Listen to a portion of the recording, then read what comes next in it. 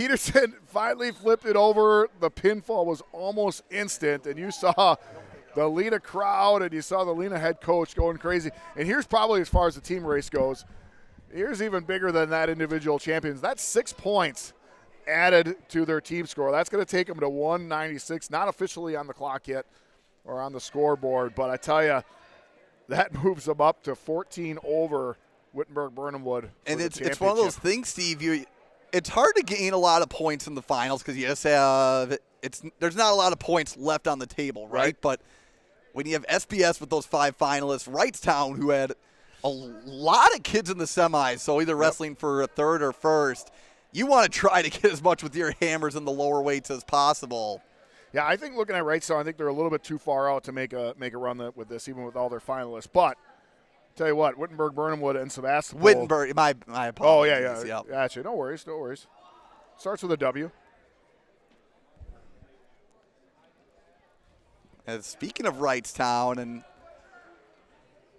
looks like we're going to wait for the third place match to conclude as we'll let's keep the action on mat number 1 right now. Well, you can talk about it. Easton Felchlin popping up. He'll be the Wrightstown wrestler. He's the only ranked wrestler at 113 pounds, wrestling Lena's Sam Peterson. As far as records go, Sam Peterson, the better record with 24-8. Junior, Easton Felchlin, sophomore at 29-10. But like we talked about in those semis, is Easton Felchlin's 10 losses are not your typical 10 losses. Yeah, either what, all at the Cheesehead, Bi-State, and Battle on the Bay? Battle on the Bay. Those are one loss, Battle on the Bay. I'm sure it's not up here because they was not scored on track, but I'm sure he had probably at least 2, if not 3 losses at the Cheesehead. Which, Teague, I think if I wrestled at 113 pounds at the Cheesehead, I might have got a couple losses. You might have a couple. I mean, did you see Caleb Noble right. and Nico DeSalvo at the end as we got a result over on mat 4? I'd hope at least I could hold them to a draw and just keep them off me. As we will head to 113. Of course, taking a small break between each weight class after this as they will be announcing the place winners. To our right. And here we go, folks, 113 pounds.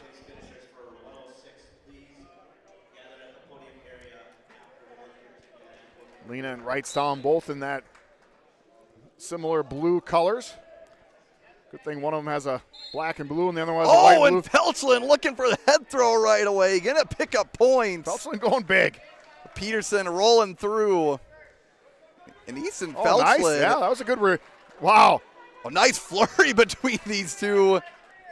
Felchlin trying to roll through after the great switch by Peterson. Score 3-2 in favor of Felchlin.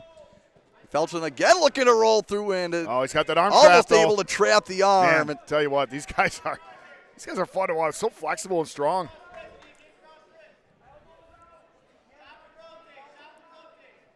Yeah, this is not a moment of rest on the mat for the Wrightstown wrestler.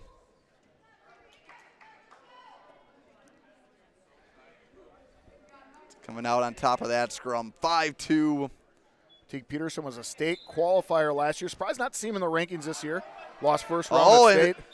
Calling for locked hands are the Lena coaches, and I think we'll get that, Steve. That was called locked hands. AR confirmed it. The AR would be the assistant ref.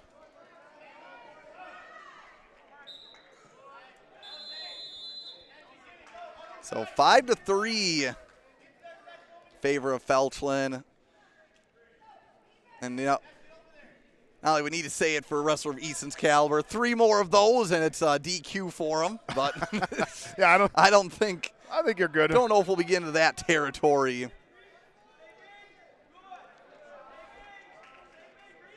Felchlin with a tight waist and a bar. Working at the edge of the mat. Felchlin, we talked about it earlier, second at Battle on the Bay. And 9th at the Bi-State Classic. Teague.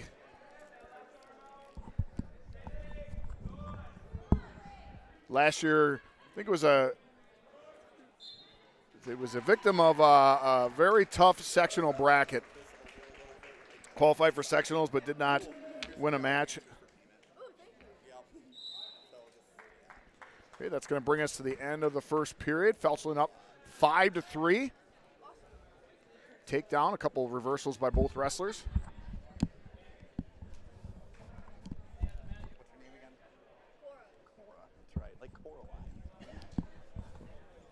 Third place match, Dalton Fletcher, Wittenberg, Burnhamwood, Clark Lefebvre of Southern Door.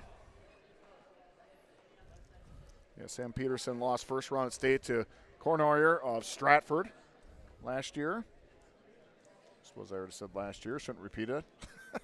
Getting late in the day, start tongue-tying those words there, but. It's, getting late in the day, and a lot of travel beforehand, right? A little bit, yeah. But commentary is 90% of mental games, Steve. Peterson took second at the O'Connell Invitational, fourth at the Hodag, first at the Andrew Wallace Memorial Scramble. And Ripon.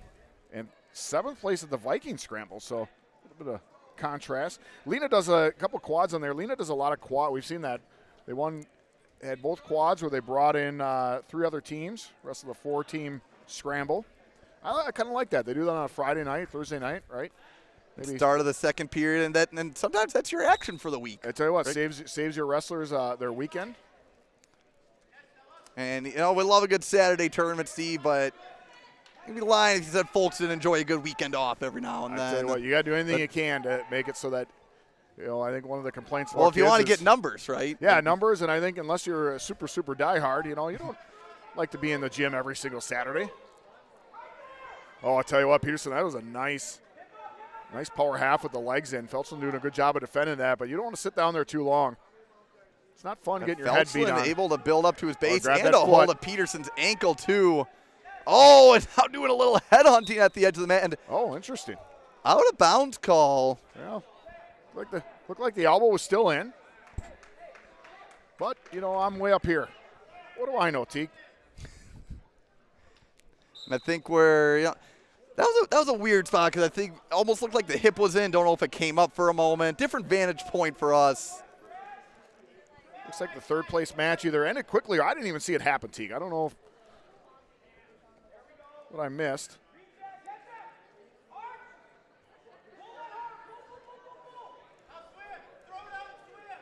And Felchlin again, same spot. Again, Peterson in some danger and working right for the cross. Oh, that'll be 1 point. Oh, little too hard of a crossface. Okay, so here's the deal. That falls on the you got locked hands 1 point. That goes in the same penalty, so that's 1 point. The next thing that happens is 2 points. Well, that crossface coming all the way from Bailey's Harbor, Steve. That is a Door County reference. Oh, I love it, Teague. That was awesome. If you would have threw out a little Gills Rock, I would have been even more impressed. But the crowd probably knows Bailey's Harbor more than Gills Rock. Would have been a deep cut there. And as Miss Crow says, the first cut is the deepest. Beautiful. We got some blood time right now. 53 seconds to go in the second period. I want to thank all of you for tuning in. I'm sure some of you folks might be either at the tail end of tournaments, on your way home from tournaments. Fun day of wrestling across the state, Steve. How about Wausau? The Wausau East, the Lumberjack invite. Yeah. Pretty loaded tournament. Wausau West has what the folks like to call JV State today, the Challenge Series Finals. Oh, I see what you're saying. A lot of Wausau action happening. Great day of wrestling if you're in Marathon County right now. Teague, we're out a little time here. So why don't you give a little shout-out to this Sturgeon Base of Assapool hospitality, the group. Yeah, thanks, man. We got been treated like kings up here. Got to thank Rory Madsen. Chose a great supper club spot. Went to the Nightingale. Nightingale. Yeah, sorry, Nightingale. Right. Yeah. Had an accordion player. Yep. Which was a fun accordion experience. and singer. And I wish the portion sizes were a little bigger, Steve. I only took home a little bit of food. I manned up and ate all mine. Amazing food experience, and then got to thank Leaf, forgetting the last name right, Leaf Loudon? Leafer. We'll just call him Leafer. I think that's what he's known around these parts. Leaf Lautenbach, there we go. I like Leafer. I want to thank our crack statistician for that help. But Froze off. Leaf of Cornerstone Suites. Teague, who is our crack statistician, by the way? Well, Steve, we got the action back. We'll give credit to our tech team over here in a moment. So we have the reset with 40 seconds to go in the second. Felchlin up 7-4, and Felchlin controlling a good amount of the action, but Steve, only a 3-point match right now. He's giving up 2 penalty points, so he's got to be careful. If he does it again, that's going to be 2 points. Next one is a DQ. And could the Lena boys, I mean, you got to work against Felchlin if you're Peterson. Oh, a nice adjustment by Felchlin there. Gave up on the switch the first time, gave up the reversal, and this time able to hip over. How about Peterson switching off to 2 legs, and Felchlin rolling through on the crackdown position. He almost baits wrestlers into that. He gets those legs out to the front, and he almost dares them to grab onto him. He just seems to like being there. We will head to the third period. Peterson from Lena is going to take neutral. If you're Wittenberg Burnhamwood right now, you and Stevens Point, Sturgeon Bay, Sevastopol, holy moly, you are cheering for the Wrightstown Tiger right now. You got an all-feline final. Yeah, the Tiger and the Wildcat right now. Oh, nice shot. Felchlin just sprawling and making Peterson pay just for trying to get in on the legs. Notice how he's blocking those hips right there? Oh, blood time. I was going to say, I thought the wrestling could have continued. See how Felchlin did a good job taking those hands and thumbs and blocking at those hips. And that's nothing fancy, right? That's it's just not, good technical wrestling. It's nothing fancy, but it doesn't seem like a lot of kids know to do that, right? Good, smart wrestling. It's Peterson getting cleaned up. Wonder how close we are, Steve, to the full nose bandage, the full head wrap, which that's got to be on a bingo card if we ever do a tournament bingo card someday. I saw it Wednesday night. I was refereeing in Pewaukee versus West Dallas Central, and there was blood time going. It was getting towards the end, and coach must have gave the sign, and he said, "All right," and the old wrap came out. Right now, Felchlin up by 3. Peterson a takedown away from potentially tying things up, staying in on the attack. And I'll tell you what, Steve, these Lena guys, just throughout the day, there's a reason they're in the lead. They just wrestle tough. They do. Yeah, they wrestle tough. They don't give up. They get behind by the points, and they just keep scrapping. Not going to go away. This will be one of the toughest tests of the day for Coach Chad Misko and his finalists. Yeah, they wrestle like their coach. He was tough, gritty. Oh, wow, Felchlin not afraid to. Oh, and a lat drop attempt by Peterson. Felchlin just settling back. There won't be a score yet, and got his 3 takedown called and blood time, which I like that call by the official. He let the takedown play out, and then. Yeah, I got to imagine it's going to happen soon. Tell you, Teague, on Wednesday night in Pewaukee, and I do not know her name, but I went up and told her, and I texted the AD, and I said, you have one of the best butt ladies in the corners I've ever seen. She was almost like a cut man in boxing. The trainer needs a raise, right? She was good. And I said to her, "Oh, you did amazing." She goes, "Yeah." She goes, "This isn't my first rodeo. I've been there before." And here was the deal. It wasn't just the blood kept happening. It was an intense duel. People were yelling on both sides. The fans were into it. It was high energy. And this particular match, or the 2 matches that had happened, there were close ones, right? And people are, the kids are coming over. And I tell you what, you could allow your emotion to take over and get into it. But she just, boom, stone cold face, just did her job. It was awesome. So when we reset, Steve, we got 107 to go in the third period here at 113 pounds. Yeah, like I said, this is a ranked battle. Felchlin was a sectional qualifier last year, had a real barn burner of a sectional, didn't make it past the first round. Wrestling Sam Peterson, state qualifier last year. Got to do a quick check. I thought it was at 106. Check that. It was at 113. Qualified as 3rd man out of his sectional. Division 2 and 3. The top 3 go to sectionals. Won his 3rd place match to qualify, 3-2 over Aiden Ducat of Kewanee. So 1 point. Peterson with the shoulder roll. 10-4 in favor of Felchlin off the reset.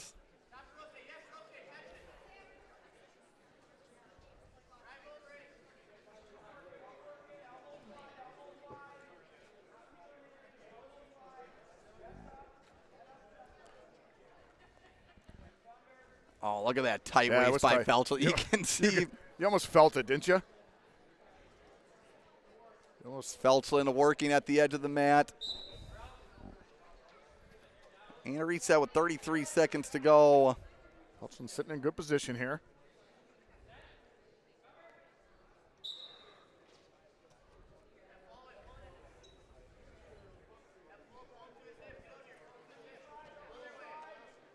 Now Felchlin, I think Peterson put up a great fight, right? Felchlin, probably one of the best pound-for-pound wrestlers here in the tournament today. He's pretty good. Looking to would you put say away team this victory. 4th ranked in Division II. I mean, that's 3rd ranked. His dad was a really good wrestler in high school, so follows the lineage. Sounds like a familiar tale. Wrightstown kid. Dad was a good wrestler also for Wrightstown. Yeah, pretty much. You better wrestle or else. One of those types of things. Easton Felchlin from Wrightstown, your 113-pound champion.